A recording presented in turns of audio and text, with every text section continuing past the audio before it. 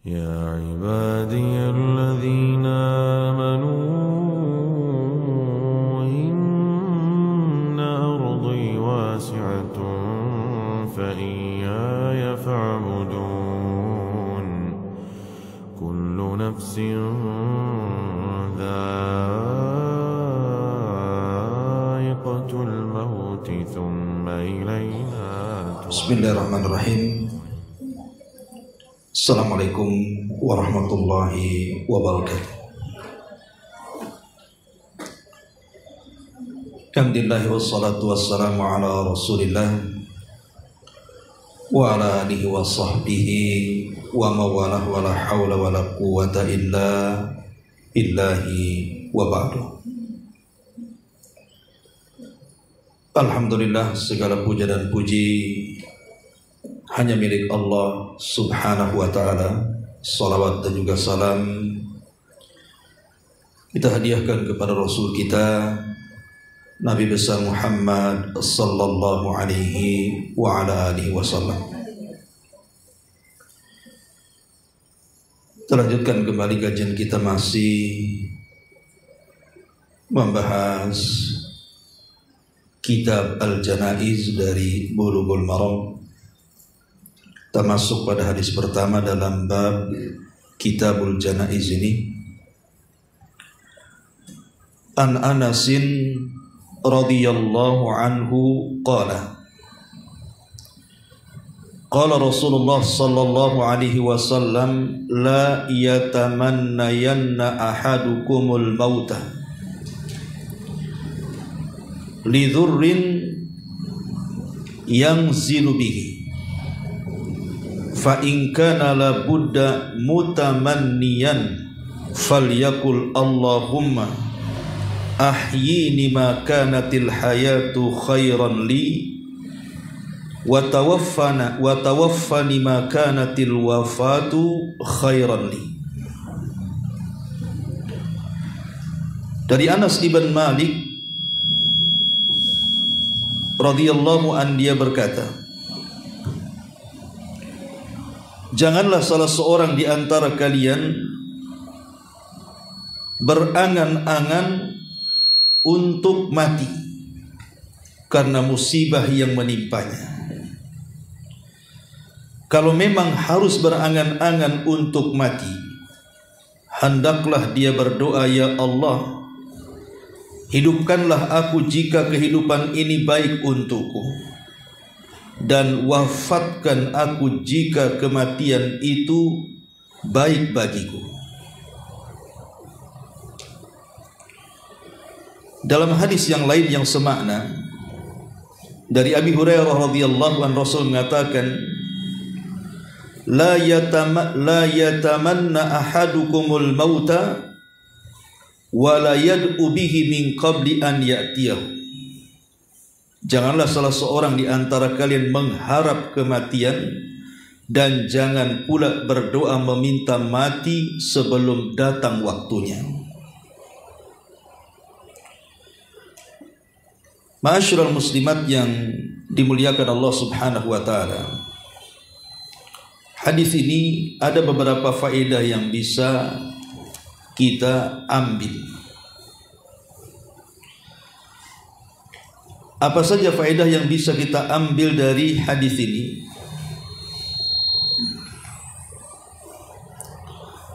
Yang pertama, terlalu ini ya mic-nya.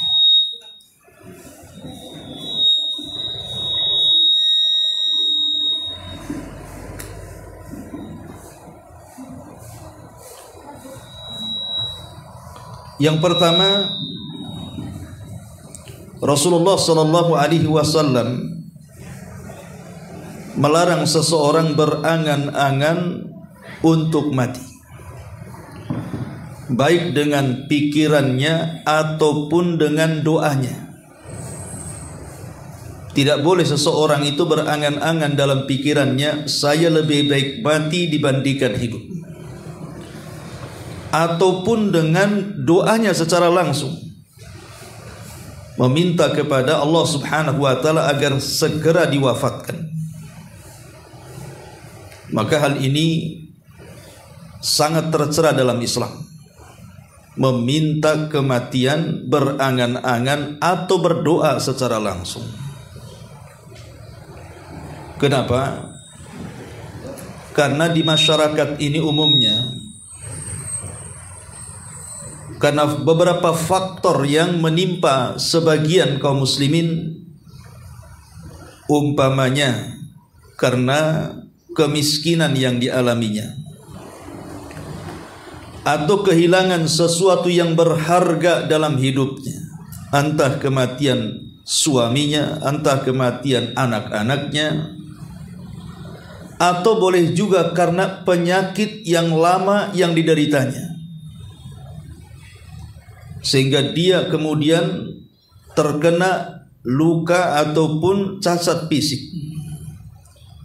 atau musibah-musibah yang lainnya. Lah terkadang faktor-faktor ini menjadikan kemudian seseorang tidak tahan untuk hidup. Akhirnya lebih baik mati dibandingkan hidup, baik secara angan-angan pikirannya mengarah ke situ, atau secara doa langsung meminta betul-betul kepada Allah, ya Allah matikan saja saya.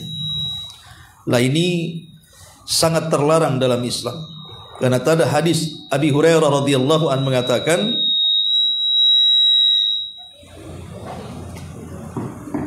La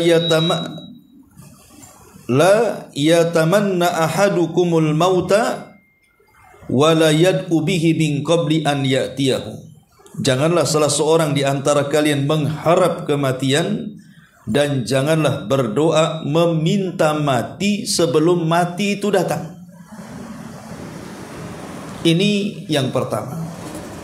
Tidak boleh berangan-angan agar mati, baik secara pikiran ataupun doa. Yang kedua, meminta kematian itu dilarang karena perbuatan itu menunjukkan keluh kesah terhadap musibah. Dengan kata lain, seolah-olah dia telah menentang takdir Allah Subhanahu wa ta'ala. Karena kematian itu kan sesuatu yang sudah ditakdirkan Allah. Kalau Allah Subhanahu wa ta'ala sudah menghendaki si fulan mati, maka tidak mungkin waktu itu dimajukan atau dimundurkan, pasti pas waktunya. Maka kewajiban seorang muslim adalah bersabar, bukan mengeluh dan mengesah, sehingga musibah yang dideritanya mengantarkan kepada angan-angan kepada kematiannya. Ini yang kedua. Kewajiban seorang mukmin sabar, bukan mengeluh terhadap musibah alias menolak takdir. Kemudian yang ketiga, secara asal berdoa meminta kematian itu tidak mendatangkan maslahat sama sekali. Bahkan yang ada justru madarat. Kenapa? Karena meminta hilangnya nikmat kehidupan dan berbagai turunan yang bermanfaat setelahnya, dia minta diputuskan semuanya. Disebutkan dalam sebuah hadis, Rasul mengatakan, la yatamanna ahadukumul maut wa la yad'u bihi min qabli an ya'tiyahu, innahu idza mata ahadukum in qata amaluhu wa innahu la yazidul mu'min umrahu illa khairan. Kata Rasul, janganlah seseorang mengharapkan kematian, dan janganlah meminta sebelum datangnya kematian. Kenapa? Karena orang mati itu amalannya akan terputus, sedangkan umur seorang mukmin itu tidaklah bertambah kecuali menambah kebaikan. Kalau seandainya dia meminta kematian, seolah-olah meminta dipendekkan umurnya.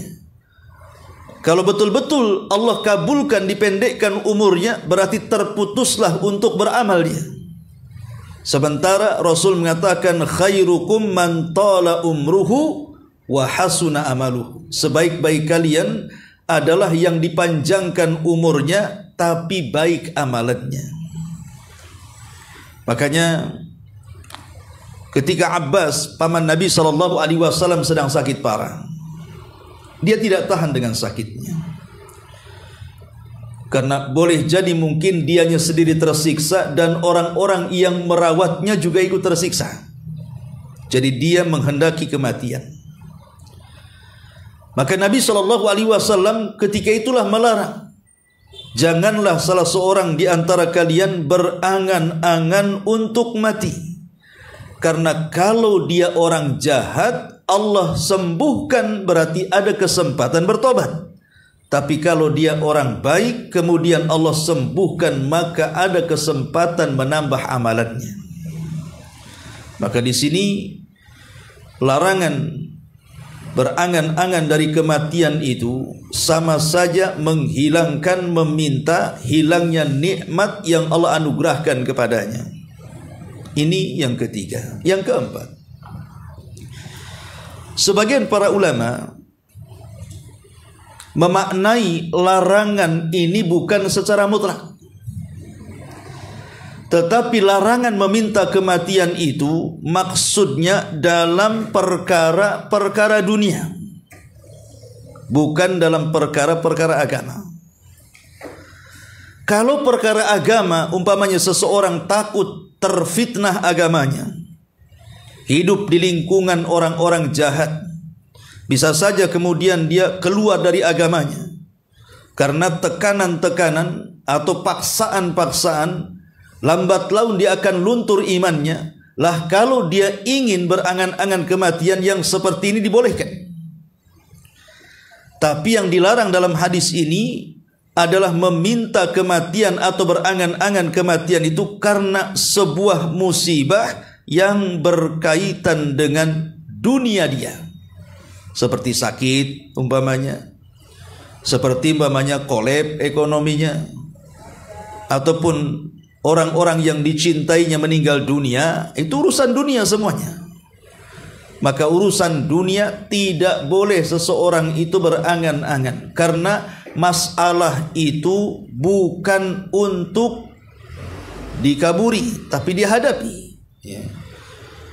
Kemudian yang kelima, dalam potongan hadis ini Nabi SAW mengatakan kalau memang harus berangan-angan untuk meminta kematian, maka berdoalah doa yang diajarkan Nabi ini. Allahumma ahyini ma kanatil hayatu khairan li wa tawaffani ma kanatil wafatu khairan li. Ya Allah, jikalau memang hidupku sangat bermanfaat, maka sembuhkan aku itu lebih baik. Tapi jikalau kewafatanku atau matiku itu lebih baik bagiku, maka segerakanlah wafat itu kepadaku. Boleh seorang berdoa tetapi dengan doa lafaz yang diajarkan Nabi ini. Berangan-angan ingin mati karena musibah terlampau sesak dada dia, maka bolehlah dia mendoakan dirinya dengan doa yang diajarkan Rasul. Ya Allah, jika kehidupanku lebih baik, sembuhkanlah. Jika kematianku lebih baik, maka wafatkanlah. Ma'asyiral muslimat yang dimuliakan Allah Subhanahu wa ta'ala, ini diantara 5 faedah yang bisa kita ambil dari hadis ini. Kalau kita melihat fenomena yang terjadi di masyarakat, banyak orang-orang yang mencoba mengakhiri hidupnya alias bunuh diri. Itu masuk dalam kategori hadis ini. Baik yang betul-betul dia bunuh diri, ataupun yang merencanakan untuk bunuh diri, atau yang gagal bunuh diri. Kan ada tuh yang gagal bunuh diri itu, yang loncat di jembatan Barelang bisa renang tuh. Itu kan gagal tuh, gak jadi mati dia. Yang lebih parah lagi yang pura-pura bunuh diri betulan. Seperti yang terjadi di Tiban Kampung dulu.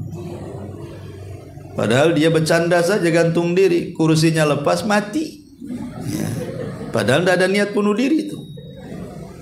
gara-gara diputus pacarnya. Ya. Jadi fenomena-fenomena seperti ini sangat banyak sekali. Bahkan hampir setiap hari kita melihat berita di YouTube, di televisi itu. Orang-orang yang sudah kalut hidup akhirnya ingin bunuh diri, kemudian bunuh diri betulan, atau berangan-angan ingin bunuh diri. Lah ini dilarang dalam Islam. Makanya Rasul mengatakan la yatamannayanna ahadakumul maut. Tidak boleh salah seorang di antara kalian berangan-angan untuk mati. Masalah itu dihadapi dengan kesabaran. Karena begini, yang namanya dunia itu memang Allah Subhanahu wa taala jadikan dunia ini bukan tempat kita ini merasakan kenikmatan abadi. Bahkan dikatakan darul bala wal wabah. Jadi dunia ini tempat orang diuji, di mana seseorang itu tidak mungkin selamat dari ujian Allah Subhanahu wa taala kecuali memang oleh hamba-hamba yang memang dipilih oleh Allah Subhanahu wa taala, seperti para nabi, kemudian para sahabat dan orang-orang yang mengikuti mereka. Tetapi yang harus dipahami di sini adalah bahwa seberat apapun ujian yang Allah Subhanahu wa taala turunkan kepada kita hamba-hambanya, tidak mungkin melintasi takdir kemampuannya. Pasti siapapun bisa menghadapinya kalau dia mau menghadapi. Karena kan ujian itu kan disesuaikan dengan kadar iman. Kalau memang imannya tipis, ya ujiannya pun tidak akan berat. Tapi kalau imannya berat, maka ujiannya pun diberatkan sesuai dengan keimanannya. Dan pasti manusia itu bisa menghadapi ujian itu. Hanya orang-orang yang putus asa yang tidak bisa menghadapi ujian itu. Makanya Allah Subhanahu wa taala larang sifat putus asa ini, bahwa putus asa itu bagian daripada sifatnya orang-orang kafir. Ma'asyiral muslimat yang dimuliakan Allah Subhanahu wa taala. Lah karena kita tahu bahwa dunia ini tempat ujian, tempat musibah, dan kita dituntut untuk sabar menghadapinya. Maka di antara larangan yang tegas dari Nabi SAW, kita tidak boleh berangan-angan kematian. Kenapa? Satu, karena panjangnya umur seorang mukmin yang beramal saleh itu lebih baik dibandingkan kematiannya. Kalau Allah berikan umur yang panjang bagi kita, seorang mukmin, kemudian kita manfaatkan umur itu dengan amal saleh, itu lebih baik dibandingkan kematiannya.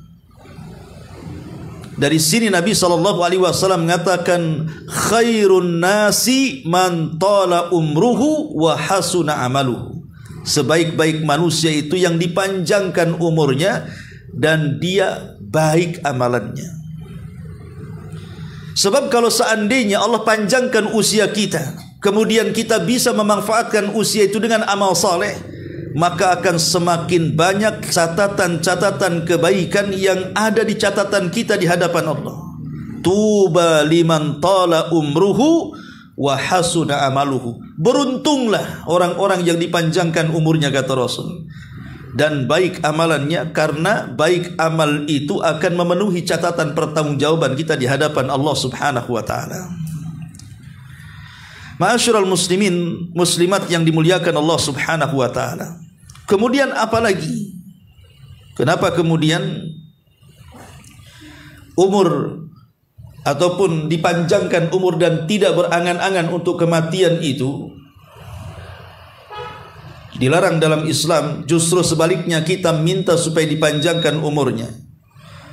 Karena boleh jadi, siapa yang tahu takdir kematian kita? Bisa saja kemudian Allah akhiri kematian kita dengan husnul khatimah. Seperti umpamanya orang yang mati syahid. Ya, mati syahid itu kan tidak mesti dalam pertempuran. Bisa saja tenggelam, bisa saja saat melahirkan, bisa saja karena penyakit perut, bisa saja karena terkena reruntuhan dan begitu seterusnya. Kalau dia seorang mukmin kan kematiannya dipilihkan oleh Allah seperti itu. Tapi orang yang mengakhiri hidupnya itu sudah jelas neraka tempatnya. Bahkan saat dibangkitkan kelak di padang mahsyar saja, dia dibangkitkan sesuai dengan bagaimana kondisi saat kematiannya. Kalau saat kematiannya dia minum racun, maka saat dibangkitkan dia sedang minum racun. Kalau saat kematian dia gantung diri, maka saat dibangkitkan dia sedang gantung diri. Kalau saat kematian dia menusukkan sebuah senjata ke badannya, maka begitu juga saat kebangkitannya. Ma'asyiral muslimat yang dimuliakan Allah Subhanahu wa taala, maka dari sini tidak boleh seseorang itu berangan-angan untuk mati. Tetapi apakah kemudian secara mutlak tidak boleh berangan-angan untuk kematian? Tadi saya sudah katakan di muqaddimah, ada beberapa kondisi orang itu boleh berangan-angan akan kematiannya. Pertama, kapan seseorang boleh kemudian berangan-angan untuk kematiannya? Ketika seseorang sedang berada di medan pertempuran, dia ingin mati syahid, maka ini angan-angan mulia. Karena ada hadis dari Anas ibn Malik radhiyallahu an, ketika terjadi perang Badar, ketika orang-orang musyrik sudah mendekat kepada pasukan Nabi dan pasukan Rasul sudah berhadap-hadapan dengan pasukan orang-orang musyrik, maka Nabi SAW mengatakan, kumu ila jannatin arduhas samawati wal ardh. Berdirilah, seranglah musuh-musuh kalian, karena di hadapan kalian ada sorga seluas langit dan bumi. Ada sahabat namanya Umar ibn Hammam. Dia mendengar perkataan Rasul itu. Kata Umar ibn Hammam ini, dia mengatakan, ya Rasulullah, betulkah sorga itu seluas langit dan bumi? Maka kata Rasul, na'am, ya. Maka Umar pun mengatakan, bah. Kalau begitu beruntunglah bagi yang mendapatkannya. Maka Nabi SAW mengatakan, fa innaka min ahliha ya Umar. Kalau engkau memang bisa mati syahid dalam peperangan ini, maka engkau termasuk penduduk sorga yang luas selangit dan sebumi itu. Kebetulan dia membawa beberapa putir kurma, maka yang lain dibuang, sisa yang dimakan dalam mulutnya lekas dihabiskan. Kemudian dia maju dalam pertempuran, akhirnya dia berperang dan diakhiri mati syahid. Boleh seseorang berangan-angan kematian kalau dalam kondisi seperti ini. Ini yang pertama. Yang kedua, orang yang yakin bahwa amalannya telah cukup untuk berpulang ke hadapan Allah Subhanahu wa taala, dan dia rindu ingin berjumpa dengan Allah Subhanahu wa taala. Jadi orang-orang yang memang rindu ingin berjumpa dengan Allah dan sudah merasa cukup amalannya, maka kata para ulama, tidak ada masalah seseorang itu berangan-angan untuk kematiannya. Tapi apakah sekelas kita ini dianggap cukup amalannya? Ya boleh jadi mungkin para sahabat kan gitu ya. Kalau kita ini mana? Yang ada kurang kan gitu. Artinya orang-orang yang rindu ingin berjumpa dengan Allah dan dia telah banyak melakukan amal saleh, maka dibolehkan seseorang itu berangan-angan untuk mati karena kecintaan dia ingin berjumpa dengan Allah, bukan karena lari dari musibah. Dia ingin berjumpa dengan Allah Subhanahu wa taala, sebagaimana hadis Aisyah Ummul Mukminin radhiyallahu anha, man ahabba liqa Allah ahabballahu liqa'ah, wa man kariha liqa Allah karihallahu liqa'ah. Siapa yang cinta berjumpa dengan Allah, Allah cinta berjumpa dengan dia. Siapa yang benci berjumpa dengan Allah, Allah pun murka berjumpa dengan dia. Sebagian ulama mengatakan, apa maksudnya hadis ini? Maksudnya hadis ini, kalau selama hidupnya orang ini memang menginvestasikan seluruh waktunya, seluruh hartanya, bahkan jiwanya untuk kehidupan akhiratnya, maka saat kematiannya dia ingin berjumpa dengan Allah. Jadi hartanya disumbangkan itu hanya semata-mata ingin membangun rumah di sorga. Waktu-waktunya digunakan di jalan Allah itu hanya semata-mata ingin membangun taman-taman di sorga. Maka saat kematiannya orang ini tidak ada beban. Kenapa? Karena tidak ada yang ditinggalkan di dunia, sehingga dia sangat ingin berjumpa dengan Allah. Tapi kalau orang ini kemudian menginvestasikan seluruh waktu, harta dan jiwanya untuk dunianya saja, dia bangun rumah megah-megah, dia habiskan waktunya sia-sia, tidak ada manfaatnya, maka saat kematiannya berat. Kenapa? Karena dia harus meninggalkan rumahnya, kebunnya, mobilnya, dan begitu seterusnya, sementara dia tidak punya tabungan di akhiratnya. Ketika itulah dia benci berjumpa dengan Allah, Allah pun benci berjumpa dengan dia. Ini yang kedua. Yang ketiga, bahwa seseorang itu boleh berangan-angan dengan kematiannya inda khaufil fitnati au dharari fid dini, ketika dia takut terhadap fitnah dan ada madarat-madarat yang akan merusak agamanya. Disebutkan dalam sebuah riwayat dari Ubaidillah ibn Abdullah ibn Mas'ud radhiyallahu an, qala, dia mengatakan, marra Sulaiman ibnu Dirad bi ummi.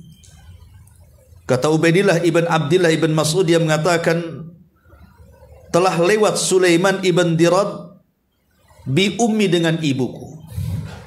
Fatalaba ma'an liyatawadda bihi, dia pun meminta air untuk berwudu. Fa'atathu al-jariyatu bima'in, maka datanglah budak perempuan membawakan air wudu. Famarru birajulin majludin, tiba-tiba ada orang yang lewat yang sedang diarak dan dicambuki.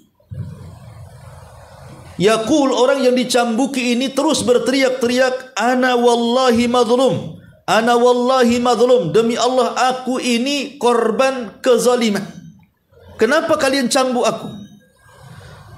Faqala, maka kata Sulaiman ibn Dirad, dia mengatakan, ana wal ya hadhihi limisli hadza kana zaujatuk, yakni Abdullah ibn Mas'ud, yatamannal mauta. Wahai fulan, seperti inilah suamimu, maksudnya Abdullah ibn Mas'ud, bercita-cita ingin mati karena dia dizalimi dalam agamanya. Jadi kalau seandainya seseorang merasa difitnah, merasa dizalimi dalam agamanya, terancam agamanya, akan rusak agamanya, akan jauh dari agamanya, maka tidak mengapa seseorang berkeinginan untuk mati supaya terjaga akidah dan ibadahnya. Ini dibolehkan, ya. Makanya ketika Atha As-Sulami, dia berangan-angan untuk mati, kemudian dia mengatakan, innama yuridul hayata man yazdad khairan, fa amma man yazdad syarran fama yasna bil hayati. Sesungguhnya aku menghendaki kehidupan di mana kehidupan itu penuh dengan kebaikan. Kalau kehidupan ini tidak menambah kecuali keburukan, maka kematian lebih baik daripada kehidupan. Dia mengatakan seperti itu. Jadi sesungguhnya dia itu ingin mendapatkan kehidupan yang penuh dengan kebaikan. Tapi kalau seandainya kehidupan yang ia jalani penuh dengan kejahatan, maka lebih baik mati dibandingkan diteruskan. Dari sini boleh seseorang berangan-angan kematian karena sebuah fitnah atau sesuatu yang bisa memadaratkan agamanya. Ini juga diantara pengecualian seseorang itu boleh berangan-angan, ya, untuk mati karena 3 sebab yang disebutkan di sini. Pertama, apa tadi? Iyalah begitulah. Nanti tanya jawab saja. Ma'asyiral muslimat yang dimuliakan Allah Subhanahu wa taala. Adapun orang yang bersegera bercita-cita untuk mati karena sebuah musibah yang sudah saya jelaskan di awal, karena tidak tahan hidup dalam kondisi menderita karena sakit, karena kemiskinan, karena kerinduan kepada orang-orang yang telah dahulu mendahului dia dengan kematian dan begitu seterusnya, maka itulah yang dilarang, tidak diperbolehkan, karena dia sudah menolak takdirnya, dia sudah memutuskan amalannya. Maka yang seperti ini tidak boleh, karena dia merasa dia sudah cukup padahal dia tidak cukup. Dia sangka kematian itu sesuatu yang mudah bagi dia. Betapa banyak orang-orang yang sudah meninggal, akhirnya mereka mengalami penyesalan dalam kuburnya, dan itu dikisahkan atau diceritakan dalam Quran. Bagaimana orang-orang yang meninggal dunia, mereka pun menyesal dan ingin dikembalikan ke dunia kan? Contoh umpamanya dalam surah Al-Mu'minun ayat 99 sampai 100. Allah Subhanahu wa taala mengatakan hatta idza jaa ahadahumul maut qala rabbirji'uni la'alli a'malu salihan fima tarak. Demikianlah keadaan orang-orang yang sudah meninggal itu, hingga apabila datang kematian kepada seseorang dari mereka, mereka pun berkata, "Ya Rabb, kembalikan aku ke dunia agar aku bisa berbuat amal yang soleh apa yang telah aku tinggalkan sebelumnya." Lihat, orang yang sudah mati nyesel, dia pengen dihidupkan kembali walaupun sesaat, biar dia bisa melakukan amal soleh. Dan disebutkan dalam surah Al-Munafikun ayat 10, wa anfiqu mimma razaqnakum min qabli ay ya'tiya ahadakumul mautu fayaqul rabbi laula akhartani ila ajalin qarib fa asaddaqa wa akum minas salihin. Dan belanjakanlah sebagian dari apa yang telah kami rizkikan kepada kalian sebelum datang kematian kepada kalian.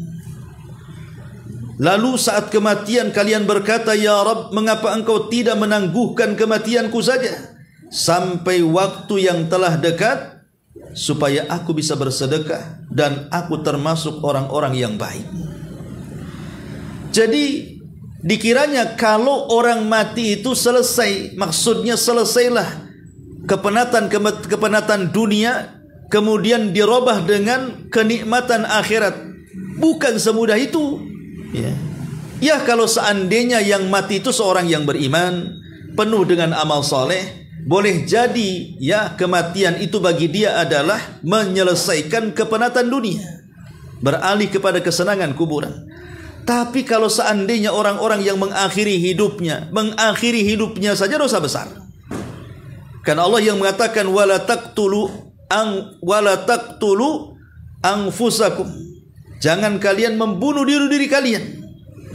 Tidak boleh kita ini membunuh diri kita, jiwa-jiwa kita dibunuh, karena jiwa dan raga kita itu bukan milik kita, milik Allah Subhanahu wa taala. Jangankan menghilangkan nyawa, menghilangkan satu ruas jari saja haram kalau tanpa sebab, kecuali karena ada sebab amputasi karena penyakit. Ini tidak ada sebab, tiba-tiba ibu main potong aja itu satu ruas jari. Jari ini bukan milik kita, milik Allah. Apalagi sampai menghilangkan jiwanya, maka ini sebuah kezaliman. Nah, dari sini maka orang-orang yang kemudian memilih kematian daripada hidup karena sebuah kepenatan dunia, itu bukan menyelesaikan sebuah masalah. Boleh jadi setelah kematian yang ada penyesalan yang tidak ada guna. Kenapa? Karena untuk kembali hidup itu nggak mungkin dan mustahil. Mana dia akan balik lagi ke dunia? Yang ada hanya penyesalan demi penyesalan. Makanya coba fikirkan ibu yang mau bunuh diri ini, mikir, jangan bunuh diri ya. Karena masalahnya tidak selesai dengan bunuh diri, kan banyak cara yang lain ya. Ma'asyiral muslimat yang dimuliakan Allah Subhanahu wa ta'ala, Inilah yang terkadang manusia tidak terpikir akan hal itu. Ma'asyiral muslimat yang dimuliakan Allah Subhanahu wa taala. Al-mautu wal ibrah. Sebenarnya kematian itu kan sebuah ibrah sebenarnya. Kalau orang-orang yang bunuh diri itu, mereka melihat kepada orang yang bunuh diri lainnya, ya, tentu sebenarnya ada ibrah di balik itu. Kalau dia mau melihat, tapi kadang-kadang hawa nafsu sudah menguasai dia, setan pula sudah membisikkannya, mati saja supaya kau istirahat, kata setan itu. Ya sudah, akhirnya itulah jalan pintas bagi dia. Padahal banyak loh ibrah dari kematian itu. Satu hari Umar bin Abdul Aziz rahimahullahu ta'ala, dia mengatakan, "Idza ghafala qalbi an dzikril mauti sa'atan fasad." Apabila hatiku sampai lalai dari mengingat kematian, 1 jam saja itu sudah bisa rusak. Kenapa demikian? Karena biasanya orang yang jauh dari kematian itu, atau orang yang memikirkan kematian itu, akan dimuliakan dengan 3 perkara. Pertama, ta'jilu taubati, dia segera bertobat. Yang kedua, qanaatul qalbi, hatinya merasa kaya. Dan yang ketiga, nasyatul ibadati, ibadahnya makin rajin. Jadi harusnya kita ini memikirkan kematian, bukan memikirkan bagaimana cara mati, gitu maksudnya.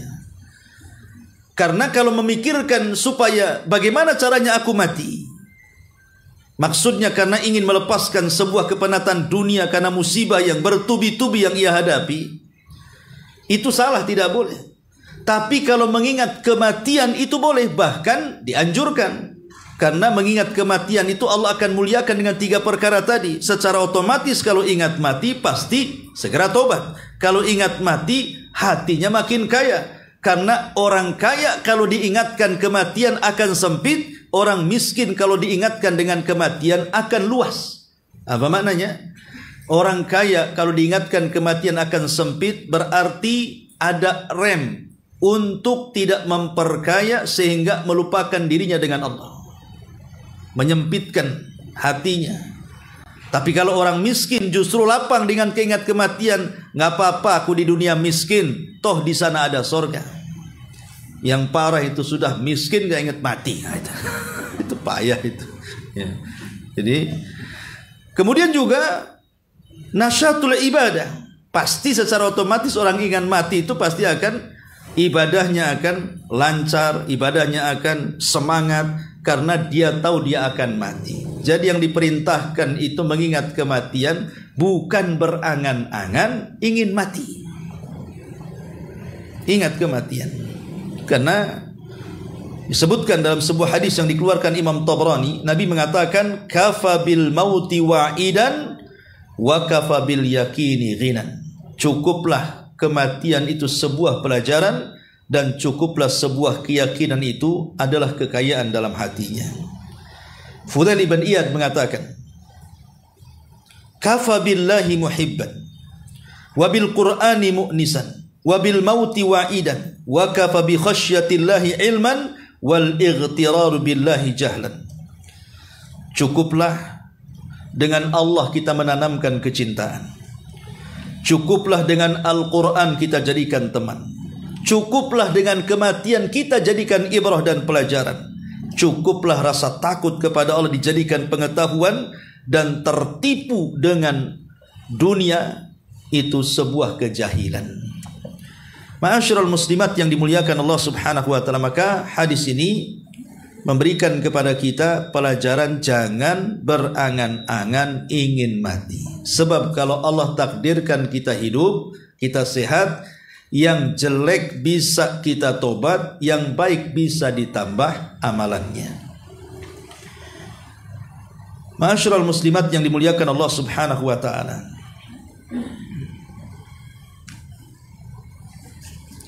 Ada sebuah hadis dari Muadz bin Jabal dan Ibnu Abbas radhiyallahu anhuma, Nabi mengatakan, "Wa idza aradta bi ibadika fitnah, faqbidni ilaika ghaira maftunin."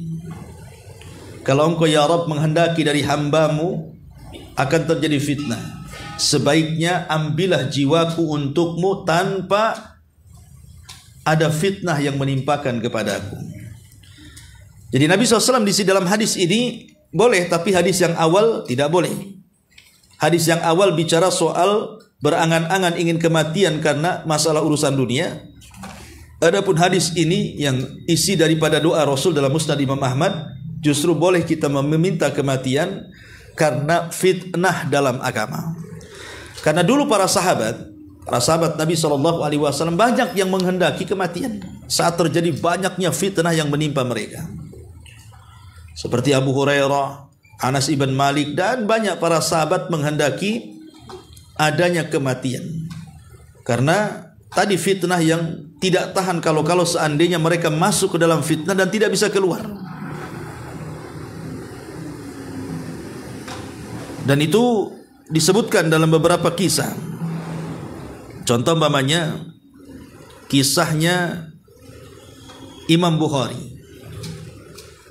Kita tahu bahwa Imam Bukhari itu kematiannya itu karena sakit hati. Ya. Difitnah oleh gurunya Yahya Ad-Duhli. Sehingga ketika gurunya memfitnah Imam Bukhari ini, seolah-olah dunia sempit bagi dia. Sehingga tidak ada orang yang belajar kepada dia. Dan dia difitnah seolah-olah Imam Bukhari mengatakan Al-Quran itu makhluk. Padahal Imam Bukhari itu ingin meluruskan, memerinci bahwa yang dikatakan Al-Quran makhluk itu bukan lafadznya, tapi suara manusia yang membaca Quran. Tapi kemudian Yahya Az-Zuhli menuduh Imam Bukhari mengatakan Al-Quran makhluk, dan itu akidahnya Mu'tazilah. Sehingga yang membuat fitnah dia orang sesat.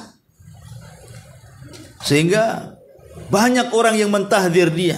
Akhirnya sempit dadanya, sakit hatinya, dia pun safar ke Samarkand.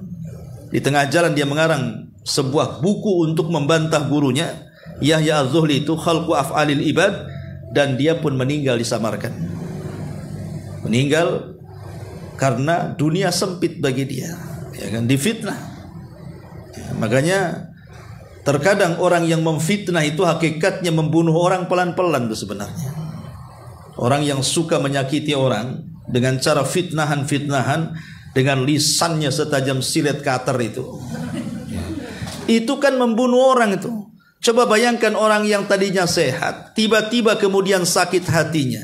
Orang sakit hati itu tidur tak nyenyak, makan tak enak, akhirnya gula darah naik, kolesterol naik, dan itu badan tak naik, susut, macam-macam penyakit, akhirnya mati. Siapa yang membunuhnya coba? Yang membunuh yang fitnah itu. Makanya kemudian mereka akan dikisus nanti pada hari kiamat, orang-orang yang seperti ini. Kemudian juga contoh doanya Nabi Musa alaihi salatu wassalam saat Musa mendekati negeri Baitul Maqdis. Kemudian juga ketika itu kan Musa melihat berdoa kepada Allah Subhanahu wa taala saat melihat Baitul Maqdis, dia ingin mati saja karena ketika itu apa? Ketika itu Bani Israel tidak mau diajak perang, itu masalahnya. Padahal sudah dijanjikan kalian kalau perang menang. Cuman kan tinggal lewat satu kota lagi ke Baitul Maqdis. Rupanya di kota ini dikuasai orang-orang yang badannya besar-besar dibandingkan mereka, turunan kaum Samud, gede-gede badannya. Sementara Bani Israel kecil-kecil. Mereka ciut tidak bisa melawan. Kata Musa, kalian pasti menang. Tapi karena takut tidak mau, sempitlah dada Nabi Musa dan minta kepada Allah untuk lebih baik mati saja. Ya. Kemudian juga Umar radhiyallahu anhu, beliau juga menghendaki kematian, bahkan berdoa lagi. Jadi Umar bin Khattab itu bahkan berdoa kepada Allah dan mengatakan, Allahumma rzuqni syahadatan fi sabilik waj'al mauti fi baladi rasulik. Dia mengatakan, ya Allah, berikanlah rizki kepadaku dengan kematian yang syahid. dan jadikan kematianku di negeri tempat hijrah Rasulku. Jadi dia ingin mati syahid di Madinah.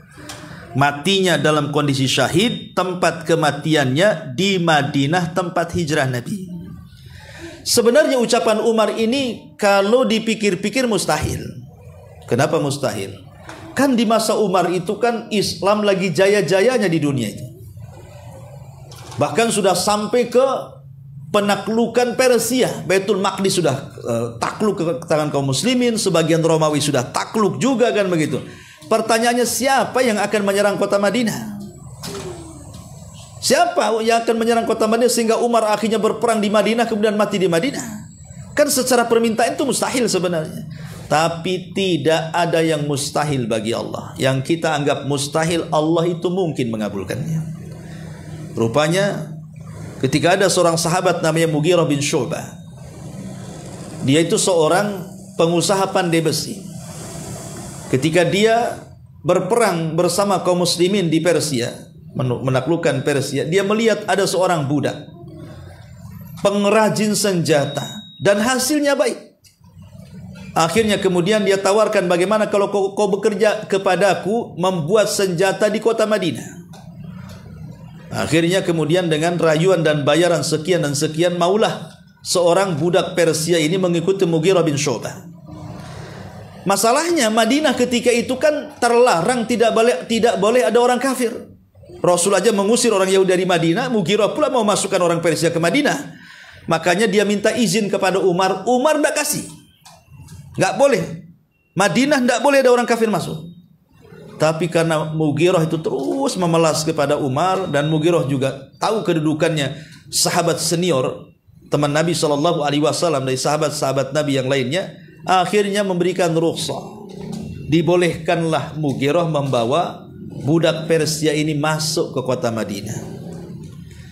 Dan dia pun mulai bekerja sehingga terkenal hasil pekerjaannya bagus-bagus. Pedangnya bagus, panahnya bagus. Sehingga Umar penasaran. Dia ingin berjumpa dengan budaknya Mughirah itu. Akhirnya saat berjumpa dia pun minta, wahai namanya Abu Lu'lu, wahai Aba Lu'lu, ya, bisa nggak kau buatkan untukku sebuah pisau? Pisau yang tajam katanya. Maka Aba Lu'lu tiba-tiba mengatakan, bisa wahai Amirul Mukminin, akan kubuatkan satu pisau untukmu yang akan dikenal pisau itu dari ujung barat dan timur katanya. Umar tidak paham ucapan Mughirah. Maksudnya pisau itu kubuat untuk membunuhmu, gitu maksudnya. Rupanya Abu Lu'lu itu memang sudah ada dendam kepada Umar karena menaklukkan Persia. Makanya dia mau saja dibawa oleh Mughirah karena dia ingin membunuh Umar. Lah Umar tidak paham bahasa itu. Ya Umar senang saja, dan Umar pun tidak akan nyangka kalau dia yang akan membunuhnya. Namanya di Persia, di Madinah tidak ada orang kafir kecuali dia saja. Lah saat Umar kemudian sedang sholat subuh, rupanya Abu Lu'lu ini sudah membuatkan pisau yang tajam selama 7 hari dilumuri racun. Kemudian pura-pura sholat subuh. Namanya masjid di zaman itu tidak seterang masjid sekarang, gelap, dan tidak ada yang curiga orang masuk. Dia menutup wajahnya pakai jubah masuk. Siapa yang tahu kalau dia Abu Lu'lu? Ketika Umar mendapatkan 1 rakaat dan hendak ke rakaat kedua itulah dia keluarkan pisau karena dia sholat persis di belakangnya. Kemudian ditusuk berapa kali tusukan. Umar pun akhirnya kesakitan, dikiranya ada anjing, karena kan anjing di zaman itu biasa keluar masuk Masjid Nabawi, karena kan Masjid Nabawi kan tidak dihalangi. Ya, anjing keluar masuk biasa. Sampai Umar mengatakan, akalatni kalbun, oh anjing sudah menggigitku, anjing telah menggigitku. Padahal bukan anjing, itu tusukannya Abu Lu'lu tuh, karena ada bisanya di situ, ada racunnya. Tapi Umar tetap melaksanakan salatnya karena darah banyak keluar, tak tahan dia tumbang. Belum selesai salatnya tumbang. Abu Lu'lu dia mau kabur, masalahnya kan dia di saf pertama dan masjid itu penuh dengan para sahabat. Terpaksalah dia sabet sana sabet sini, 7 sahabat tumbang mati di tempat. Kemudian dia lari ke pintu, rupanya Abdurrahman ibn Auf langsung cekatan mengambil tali sorban kemudian diikatkan di lehernya. Tahu dia tidak akan mampu, dia pun menusukkan ke dadanya bunuh diri. Abu Lu'lu akhirnya mati. Umar pun dibawa pulang, kemudian sholat digantikan Abdurrahman ibn Auf dengan pendek. Setelah itu Umar dibawa ke rumahnya, didatangkan tabib, setiap dimasukkan obat keluar dari bekas lukanya. Kata tabib, ini nggak mungkin diselamatkan. Maka Umar ketika mendengar bahwa dia tidak bisa diselamatkan, dia memanggil putranya Ibnu Umar dan mengatakan, wahai Ibnu Umar, man qatalani, sebenarnya siapa yang membunuhku, katanya. Maka Ibnu Umar mengatakan, Abu Lu'lu, dia mengatakan, Abu Lu'lu. Kata Umar, apakah itu budaknya Mughirah? Kata Ibnu Umar, iya wahai abi, itu budaknya Mughirah. Tiba-tiba Umar mengatakan, alhamdulillah, katanya, alladzi qatalani rajulun lam yasjud lillahi walau sajdah. Rupanya orang yang membunuhku orang yang tidak pernah sujud walaupun satu kali. Dengan begitu Umar mati syahid karena yang bunuh orang kafir. Lihat, terkadang doa itu bukan sesuatu yang mustahil bagi Allah. Padahal bagi kita mustahil, mana ada Madinah diserang musuh. Rupanya Allah mengirim Mughirah dengan membawa budak Persia Abu Lu'lu al-Majusi itu untuk membunuh Umar. Dengan cara itu Allah mengabulkan doanya Umar dan meninggal di masjid Nabi lagi, persis seperti permintaannya, ya. Kembali bahwa dari sini lihat bagaimana Umar juga bercita-cita ingin mati, tetapi dengan syahid, ya, ingin mati syahid, berangan-angan ingin mati syahid, dan itu dibolehkan, ya, dalam Islam dibolehkan. Wallahu alam. Yang ini di antara keterangan hadis ini, satu hadis ini aja. Tapi sebelum saya tutup, kalau ada yang mau bertanya silahkan.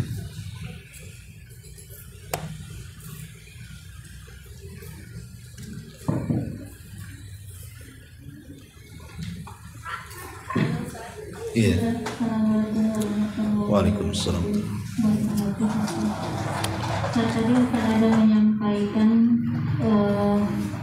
sebuah penjelasan bahwa orang yang meninggal itu dia ingin kembali lagi ke dunia, ingin melaksanakan amal soleh, dan salah satu amal soleh yang ingin dilakukan oleh si mayit adalah sedekah. Kenapa dipilih sedekah besar daripada amal yang lain seperti sholat, puasa, haji, umroh, atau mati di medan perang? Iya. Bismillahirrahmanirrahim. Amalan itu ada dua macam. Ada yang sifatnya lazim, ada yang sifatnya muta'addi. Lazim itu manfaat kembali kepada diri kita sendiri. Kalau muta'addi itu amalan yang sifatnya manfaatnya bukan untuk kita saja, orang lain pun mencicipi manfaatnya. Kalau sholat, kembali ke kita manfaatnya. Haji, umroh, kembali ke kita manfaatnya. Baca Quran juga kembali ke kita manfaatnya. Tapi kalau sedekah, bukan hanya ke kita saja manfaatnya, tapi juga ke orang lain. Dan ada kaidah para ulama bahwa ibadah yang sifatnya muta'addi itu khairun, lebih baik dibandingkan ibadah yang sifatnya lazim, yang hanya manfaatnya untuk pribadi. Makanya dalam kisah Imam Ahmad, ketika dia berjumpa dengan Imam Syafi'i, walaupun ada yang mengatakan kisahnya lemah, ya, tapi yang jelas bahwa Imam Syafi'i saat menginap di rumah Imam Ahmad itu dia tidak sholat malam, tidak sholat. Padahal zaman dulu ulama itu ya dianggap aib kalau tidak sholat malam, apalagi sekelas di zamannya Imam Syafi'i. Imam Syafi'i ketika menginap di rumah tidak sholat malam, dia hanya baring saja, sampai putrinya Imam menganggap dia sedang tidur. Masa ulama malam-malam tidur, gitu. Maksudnya rata-rata di zaman itu ya para ulama, para talabatul ilmi itu mereka bangun di sepertiga malam akhir, menghabiskan waktu untuk tahajud. Jadi Imam Ahmad menganggap, putrinya Imam Ahmad ini menganggap perbuatan Imam Syafi'i ini kurang beradab bagi seorang ulama besar sekelas Imam Syafi'i yang didoakan setiap hari Imam Ahmad selama 40 tahun kebaikan.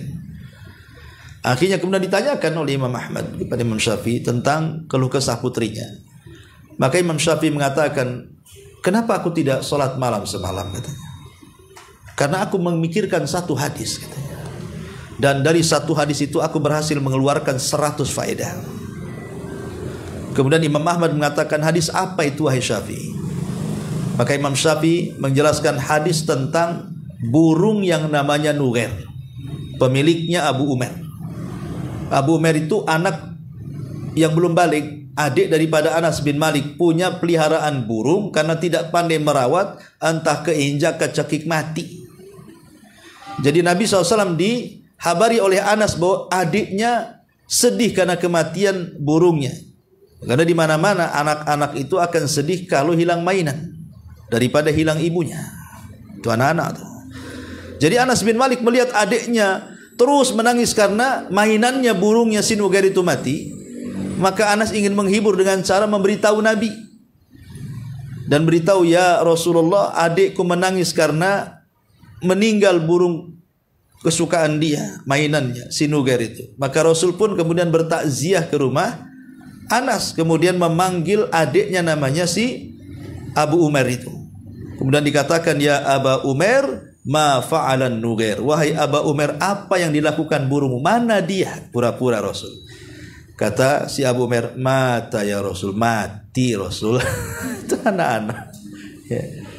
Jadi Rasul membuat dia tertawa gitu. Jadi tidak masalah kita bertakziah kepada tetangga karena kematian kucing. Ya. Ada kucing tetangga mati, datang takziah, menghibur, siapa tahu kucingnya pula kucing kesayangan dia. Kalau kucing kampung siapa yang punya, ya biarin aja dia mati. Artinya sampai kepada takziah kepada burung yang mati saja karena itu yang mempunyai anak kecil karena sedih kematiannya, Rasul datanglah. Dari hadis ini Imam Bukhari berhasil mengeluarkan 100 faedah. Salah satunya hukum bolehnya memelihara peliharaan dan memberi nama peliharaan boleh, karena si Abu Umair kan memelihara burung dan dikasih nama ya. Jadi kalau ibu hobi dengan kucing gak apa-apa, tapi bagaimanapun hati-hati karena kucing itu kan beraknya, kencingnya najis ya. Harus juga jaga kebersihannya ya. Kalau bisa di teras sajalah, gak usah dimasukkan ke rumah. Jangan pula tidur sama kucing ya. Jadi boleh itu salah. Nah, kata Imam Ahmad, kalau begitu aku ingin kau sebutkan 100 faedah itu. Akhirnya Imam Syafi'i menyebutkan satu-satu, Imam Ahmad mencatatnya. Lihat Imam Syafi'i, beliau mendahulukan merenungkan sebuah hadis dan dikeluarkan faedahnya dibandingkan menghabiskan dengan sholat malam. Kenapa? Karena sholat malam faedahnya untuk diri sendiri saja. Tapi merenungkan sebuah ilmu bisa disampaikan kepada orang yang orang akan menyampaikannya kepada orang lain lagi. Lah, kenapa sedekah? Karena sedekah itu sifatnya muta'addi tadi, manfaatnya kepada orang lain. Kalau kita membantu saudara kita yang susah, dengan bantuan kita akhirnya jadi kaya. Kemudian dia membantu lagi karena sudah kaya, membantu yang lainnya. Akhirnya dibantu kaya lagi. Terus estafet seperti itu. Berapa banyak pahala yang kalian dapat dari orang yang pertama kali membantu orang itu. Itulah kenapa kemudian sedekah yang diminta karena bersifat muta'addi. Wallahu a'lam. Yang lain? Assalamualaikum Ustaz. Ya. Masalah tentang berangan-angan untuk kematian. Tapi permasalahannya begini Ustaz, jika seseorang itu kita mengetahui sakit dan kemungkinan sakit itu tidak membawa dia tanda-tanda kehidupan, ya, terus kita yang menjaganya mengatakan, ya Allah memang orang ini kalau memang dekat, ambillah, gitu, seperti itu Ustaz. Ibu yang mendoakan orang mati itu? Ibu yang mendoakan orang mati? Bukan, saya nggak tahu. Iyalah kan? Iya. Ibu yang mendoakan dia cepat mati, bukan orang itu supaya minta mati kan? Karena mungkin kita melihat kasihan. Kasihan. Dari kacamata kita kasihan sebenarnya. Boleh jadi kalau dia orang baik, kemudian Allah uji dengan koma, dengan penyakit yang lama. Boleh jadi bagi dia itu nikmat. Karena apa? Boleh jadi kenapa dia tidak segera dimatikan? Dosanya belum habis. Makanya dilamakan tuh sakitnya. Sampai betul-betul bersih dosanya baru datanglah ajalnya. Bisa saja seperti itu. Tapi kalau orang jahat ya dibuat koma, dibuat susah mati, ya itu sebuah azab bagi dia. Makanya Al-Imam Daqiq Al-Id rahimahullah ta'ala dalam kitabnya Syarah Umdatil Ahkam, dalam kitab jenazah juga dia menjelaskan, setiap kematian manusia itu ada sakaratnya.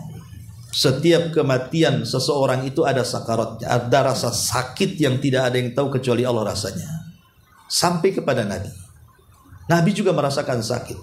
Karena Rasul yang mengatakan ala wa inna lil mauti la sakarat. Itu ucapan ini diucapkan saat beliau detik-detik wafat. Ingatlah kematian itu ada sakaratnya, ada rasa sakit yang tidak ada yang tahu kecuali Allah.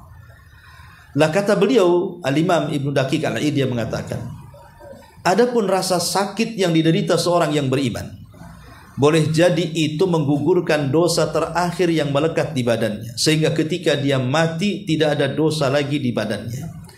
Adapun kalau rasa sakit dirasakan orang kafir, orang fasik, orang munafik, orang fajir, boleh jadi itu awal daripada azab sebelum mendapatkan azab kuburnya. Ya. Artinya bahwa kematian itu ada rasa sakitnya. Cuman kan kita tidak tahu, kita kan melihat saja kasihan. Dia sudah lama sakit, kasihan dengan keluarganya. Pemain kita sebagai tetangganya lah kan gitu. Melihat ada tetangga kita udah setahun, kasihan istrinya yang ngurusnya, atau mungkin suami yang mengurus istrinya, atau anak mengurus orang tuanya. Akhirnya kita berpikir, cobalah kalau memang sudah dekat, ya Allah ambil aja dia.